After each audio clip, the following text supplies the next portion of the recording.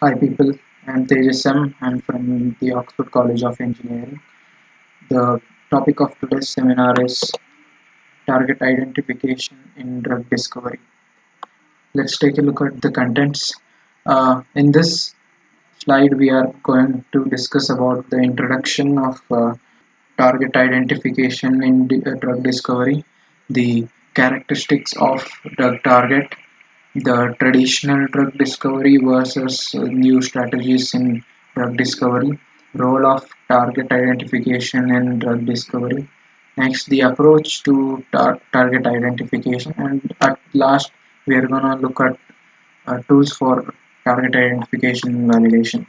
Let me start this seminar by saying that identifying the biological origin of a disease and the potential target for intervention is the first step for the discovery of medicine. Target identification is the process of identifying the direct molecular target, for example, protein or nucleic acid of a small molecule. In clinical pharmacology, target identification is aimed at finding the accuracy target of a drug. There is need to find a protein, for example, the receptor or gene associated with the disease with which a potential drug interacts, so called the target. Not every target is equally capable of affecting the course of a disease.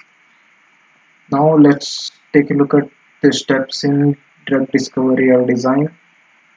The drug discovery process starts with the identification of a molecular target, and next is the target validation.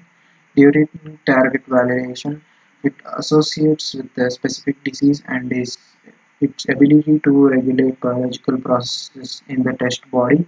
The target validation confirms that the interactions with the target produces the desired change in the behavior of the disease cells. It is a crucial step in drug discovery process. Identification of new drug targets, target validation, bioprocess assay developed followed by lead identification provides very important input in the development of new potential drug candidates. Now let's see about the characteristics of a good drug target. The drug target is a biological molecule, normally a protein that could exist in isolated or complex modality.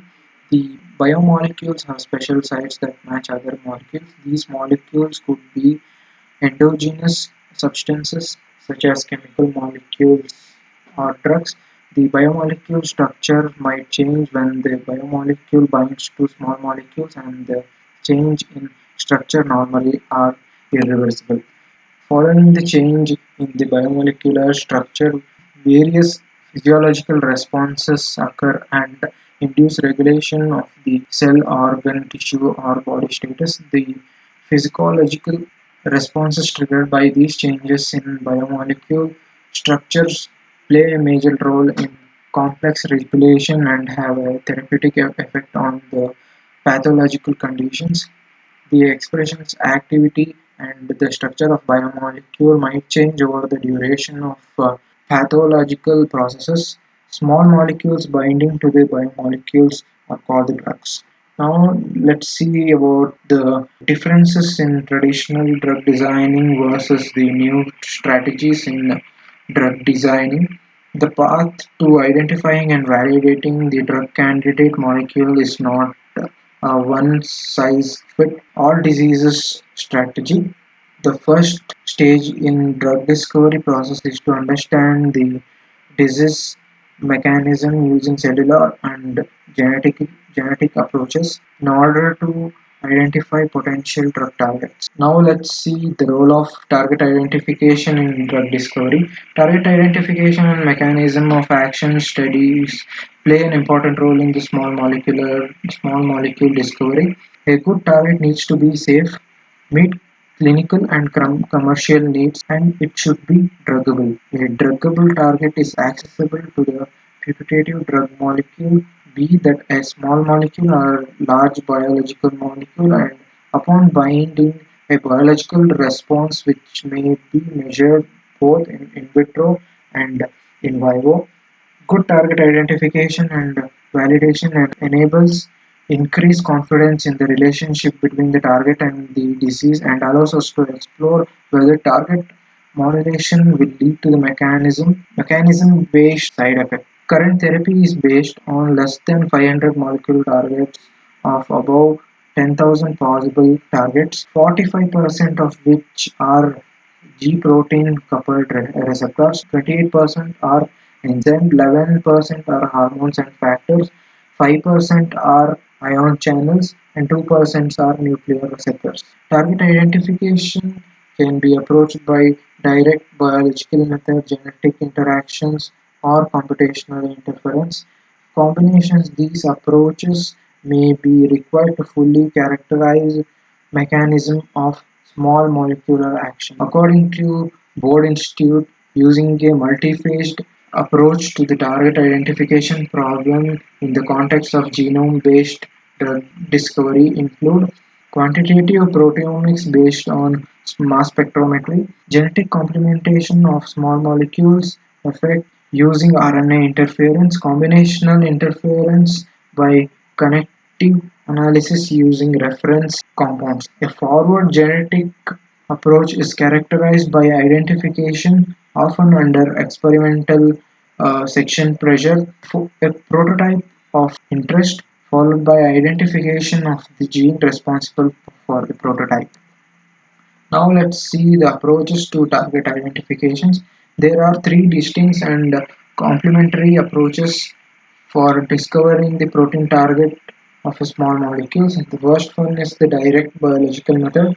Direct method involves labeling the protein or small molecule of interest, incubating of the two population, direct detection of binding, usually following some type of washing procedure. Genetic interaction methods. Genetic manipulation can also be used to identify protein targets by modulating presumed targets in cells, thereby changing small molecular sensitivity. Comparative genomic strategy aim to compare simultaneously two or more genomes in order to identify similarities and differences and hence identify potential drug targets. Computational interference method. Target hypothesis, in contrast, can be generated by computational interference methods. Target hypothesis, in contrast, we can be generated by computational interference using pattern recognitions to compare small molecular effects to those of the known reference molecule. Now let's see the tools for target identification and validation. Reliable technologies for addressing target identification and validations are the foundation of successful drug development. Microarray has been well utilized in genomics or proteomics approaches for gene or protein expression proliferating and tissue or cell scale target validation. Antisense technology, that is the RNA interference, enables sequence-based gene knockout at the RNA level. Zinc finger proteins are a DNA transcription targeted version of knockdown. Chemical genomics and proteomics are emerging tools for generating phenotype changes, thus leading to target and hit identification. Target identifications with proteomics is performed by comparing the protein expression level in normal and diseased tissues. NMR-based screening as well as activity-based protein profiling are trying to meet the requirements of a high-throughput target identification. Now, one by one, let's see the tools for target identification and validation. The first one is the microarray. Target identification seeks to identify new target, normally protein or DNA or RNA, whose modulation might inhibit or reverse disease progressions. Current technologies enable researchers to attend the correlation changes in genomic and proteomic expression with human disease in hope of finding a new target, assess gene and protein expression to identify novel targets, and can also be used to validate the found targets at the tissue and cell scale. In microarrays, nucleic acid microarray, which primarily uses short oligonucleotides, long oligonucleotides, and PCR amplified cDNAs as array elements, are their dominant because of their relative easy synthesis and chemical robustness of DNA. Data generated from genome sequencing project is in several organisms have provided the opportunity to build comprehensive maps of transcriptional regulation. Array-based gene expression analysis has enabled parallel monitoring of cell transcription at the level of the genome.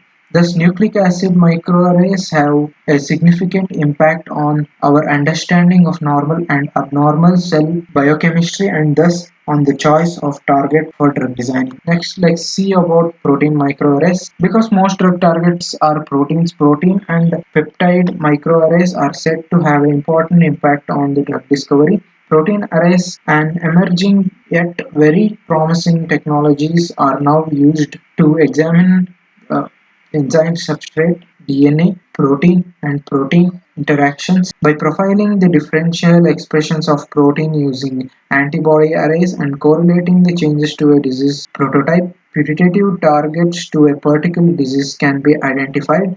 Such microarrays have not yet been used to their fullest potential because of the difficulties in the technology. Now let's talk about tissue and cell microarrays. An alternate to the use of whole tissue specimen is the use of live cell microarrays, which can be used to identify potential drug targets by functioning characterizing large amount or large number of gene products in cell-based assays. Next is the antisense technology. A key strategy in target validation is to determine what happens with respect to the phenotype or the expression of the other genes in cell or model organism. If a gene of interest is either deleted or its activity is inhibited. Gene knockout mimics the activity of drug that completely inhibits the normal function of the gene product. Antisense oligonucleotides. Complementary to a portion of target mRNA molecules, oligonucleotides are the original type of molecules used for blocking protein synthesis of the target mRNA and thus achieving the knockdown of the target gene. One example is the identification of COX-17 as a therapeutic target for non-small cell lung cells. Now let's see the zinc finger proteins. Zinc finger proteins have remarkable versatility for recognizing different sequences of DNA and variations in the amino acid sequence of the C2H2 domains allow them to be targeted to different locations in the genome. Each zinc finger is a short stretch of 30 amino acids containing two conserved cysteines and two conserved histidines. These proteins have been used as the DNA binding domains for novel transcriptional factors. Zinc finger protein transcriptional factors can be applied to potential new drug target validation in two ways. One way is the direct way involving designing zinc finger proteins to validate the phenotype effect of activating or repressing a gene. Alternatively, libraries of zinc finger protein transcription factor might be used to screen cells of desired phenotype changes. In chemical genomics and proteomics, rather than finding drugs for target in the conventional pharmacological approach, forward chemical genomics in a sense finds target for known drugs. Its goal is to discover the specific molecular targets and pathway that are moderated by particular chemical molecules. That is, study the biochemistry underlying the phenotype changes included by the chemicals. That is to study the biochemistry underlying the phenotype changes included by chemicals. Now let's see about target library approach. Various kind of chemicals have been used to generate novel chemotypes and once an effect is found, the next step is to identify the biological target using a affinity matrix made up of immobilized hit compounds. High-throughput NMR-based screening is also utilized for fast identification of drug-target interactions. Thank you.